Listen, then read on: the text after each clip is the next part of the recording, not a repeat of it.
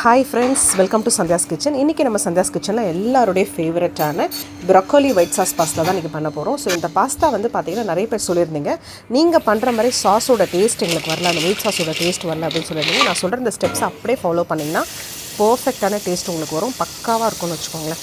So இப்போ என்ன பண்ணுங்கள், ஃபஸ்ட்டு ஒரு பாத்திரத்தில் சுடுதண்ணி வச்சுக்கோங்க. அந்த சுடுதண்ணியில் வந்து பார்த்திங்க அப்படின்னா கொஞ்சம் சால்ட்டு போட்டுருங்க. அந்த தண்ணி வந்து சால்ட்டு கொஞ்சம் ஆயில், அது வந்து பார்த்திங்கன்னா நல்லா கொதிக்கணும். கொதிச்சதுக்கப்புறம் இன்றைக்கி நான் எண்ணெய் பாஸ்தா தான் பண்ண போகிறேன், ஒரு 4 மெம்பர்ஸ்க்கு பண்ணுறேன்.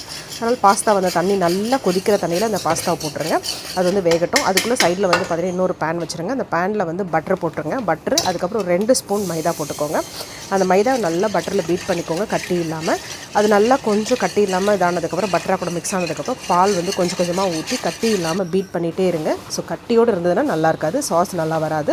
நல்லா பீட் பண்ணுங்கள். சைடில் அதுக்குள்ளே வந்து பார்த்திங்க அப்படின்னா பாஸ்தா ரெடி ஆகிடுச்சு. ஸோ பாஸ்தா வந்து பார்த்திங்கன்னா ரொம்பவும் வேகக்கூடாது, ஒரு 75% குக் ஆனால் போதும். ஏன்னா திருப்பி பாலில் வர குக் ஆக போகுது. 75% குக் ஆனதுக்கப்புறம் அந்த தண்ணியை வடித்து பாஸ்தாவை எடுத்து தனியாக வச்சுக்கோங்க. ஸோ பாஸ்தாவை எடுத்து தனியாக வச்சதுக்கப்புறம் வந்து பார்த்திங்கன்னா இங்கே பால் வந்து அதுக்குள்ளே ரெடி ஆகிடுச்சு. கொஞ்சம் க்ரீமியாக வரணும். அப்படியே சிம்மில் வச்சு வந்து அதை கலக்கிக்கிட்டே இருங்க. அடி மட்டும் பிடிக்கக்கூடாது, கட்டி கட்டியாக ஆகக்கூடாது. அது பண்ணிகிட்டே இருக்கும்போது நல்லா க்ரீமியாக வந்துடும். ஒரு 10-15 மினிட்ஸில் அழகாக க்ரீம் மாதிரி வந்துடும். ஸோ வந்ததுக்கப்புறம் பக்கத்தில் இன்னொரு சைடில் வந்து பேனில் வந்து பார்த்திங்கன்னா இந்த வெஜிடபிள் வந்து உங்களுக்கு ஆப்ஷன்ஸ் தான், வேணும்னா போட்டுக்கோங்க, இல்லைனா வெறும் ஆரிகானோ சில்லி ஃப்ளெக்ஸ் முடிச்சுக்கோங்க. நான் பட்டர் போட்டு அந்த பேனில் வந்து கொஞ்சம் ப்ரொக்கோலி கேப்சிகம் போட்டிருக்கேன். அதில் வந்து கொஞ்சம் அந்த டேஸ்ட்டை நல்லா இதாகிறதுக்காக ஆரிகானோ சில்லி ஃப்ளெக்ஸ் வந்து கொஞ்சம் அந்த பட்டரில் டாஸ் பண்ணும்போதும் யூஸ் பண்ணுறேன்.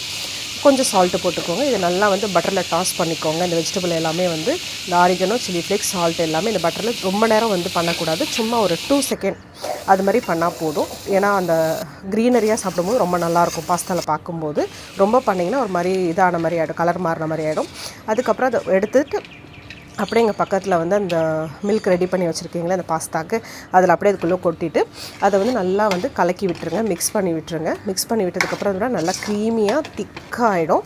ஸோ சூப்பராக இருக்கா பாருங்கள். எப்பயுமே இதில் வந்து இந்த பால் கலக்கும்போது இல்லை தண்ணி வந்து கலந்துராதிங்க. அதே போல் ஃபுல் க்ரீம் பால் எடுத்துக்கோங்க பாஸ்தா பண்ணும்போது. இப்போ நம்ம வேக வச்ச பாஸ்தாவை எடுத்து வந்து பார்த்திங்கன்னா கொஞ்சம் கொஞ்சமாக போட்டு அதில் மிக்ஸ் பண்ணிக்கோங்க. ஸோ உங்களுக்கு வந்து சப்போஸ் ரொம்ப டைட்டனாக இருக்கிற மாதிரி தெரியுது அப்படின்னா பக்கத்தில் கொஞ்சம் பாலும் வந்து எப்பயுமே பாஸ்தா பண்ணும்போது ரெடியாக இன்னொரு சைடில் பால் காய வச்சுக்கோங்க. இப்போ எனக்கு கொஞ்சம் மசாலா எல்லாமே கம்மியாக இருந்தது. நல்லா ஆரிகானோ சில்லி ஃப்ளேக்ஸ் வந்து திரும்பி கொஞ்சம் ஆட் பண்ணிக்கிட்டேன். சால்ட் எல்லாமே செக் பண்ணி பார்த்துட்டு அப்புறம் கொஞ்சம் பெப்பர் பவுடர் வந்து காரத்துக்கும் ஆட் பண்ணிக்கிட்டேன்.